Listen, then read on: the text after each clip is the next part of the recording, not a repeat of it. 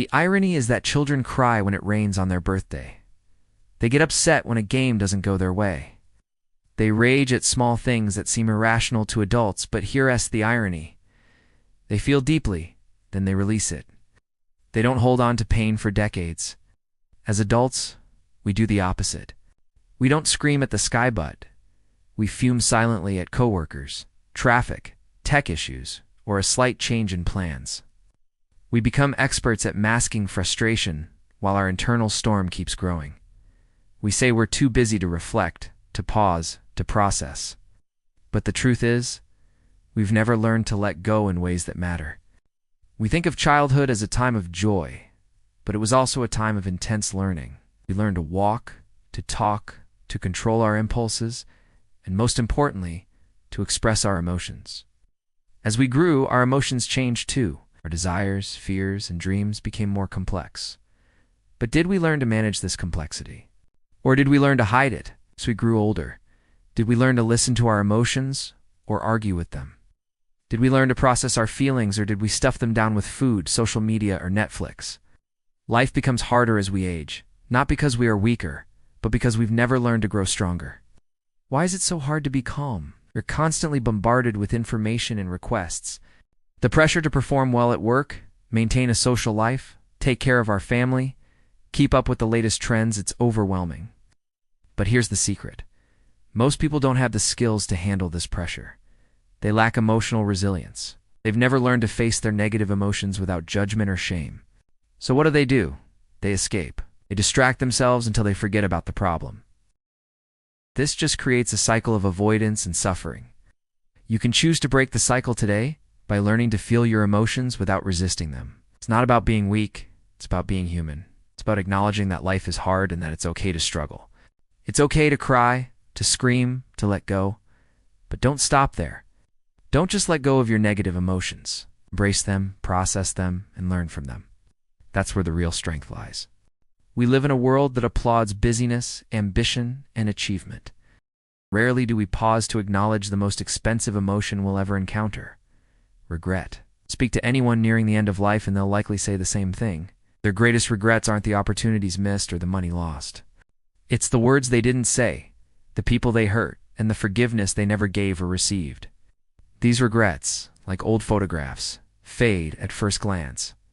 But upon closer inspection, we see the stark reality they capture. We carry these regrets in silence, hoping time will bury them. But time only hides what we refuse to heal. And healing doesn't come from forgetting.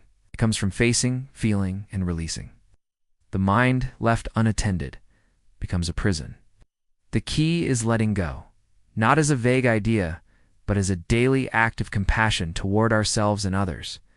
When was the last time you checked in with yourself? Not with a quick "how are you?" but a deep "what is my heart struggling with today?" Society teaches us to care about how we look. We iron our clothes, brush our hair, choose the right shoes. But what do we do for our inner world? Healing, calm, and peace have no visual appeal. There's no applause for a quiet mind, no Instagram likes for emotional regulation, so we ignore it, tend to it, until life forces us to pay attention. This is why we ask surface questions. Do I look okay? Instead of am I okay? It's also why we confuse honesty with healing. We think confessing every thought is cleansing. But blunt honesty that harms others is often just ego disguised as truth. Real release is not dumping your feelings on others, but learning how to carry them with grace or let them dissolve without causing harm. We all mess up. We hurt people. We say things we shouldn't. And in trying to make amends, we often cause more pain. Getting it off your chest feels good for a moment. But if it wounds the listener, it only increases the emotional debt. Real healing begins when we stop the harm. It means pausing before reacting, choosing silence over blame, and reflection over retaliation. This isn't suppression, it's skill. It's the art of noticing your rising anger or sadness and making a second decision not to spread it. This is how calm begins. Not with meditation apps or bubble baths, but with the decision to interrupt your own destructive cycle. There's this idea that, to practice self-care, we have to do something nice for ourselves. We book a massage, buy a new journal, light some candles. But what if the greatest act of self-care is also the simplest? What if it's just showing up for ourselves emotionally? Most of us brush our teeth twice a day and eat food because we know our body needs it. But how much attention do we give our mind and heart?